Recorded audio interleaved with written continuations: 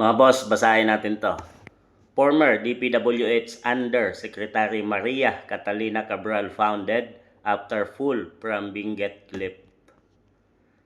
So mga boss, nakakalungkot na balita, no? At siya ay sinasabing isa sa may maraming alam dito nga sa flood control project corruption, mga boss.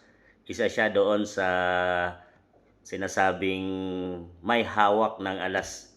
At sinasabi nga dito ni Representative Lebeste, mga boss, no, na maraming alam at hawak ni Catalina Cabral ang mga documents tungkol sa flood control, kung sino ang puno at sino ang mga sangkot dito, mga boss. Undersecretary bukod kay Secretary Bunuan at kay Saldico, siyempre kay Speaker Martin Romualdez, isa ito sa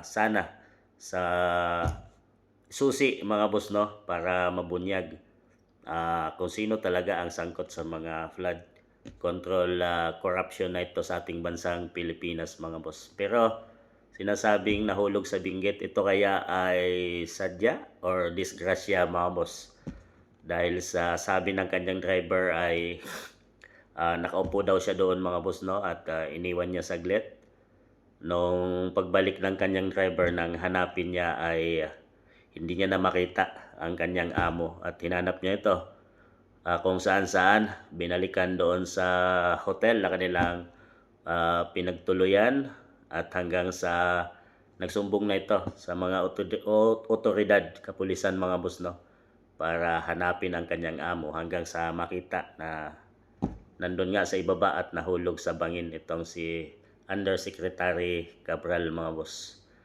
So mga boss, isa itong shocking news, mga boss, no, na nagaganap sa ating bansang Pilipinas, or siguro, mga boss, no, ay lubos niyang dinamdam itong mga problema ngayon at akusasyon tungkol dito sa flood control projects.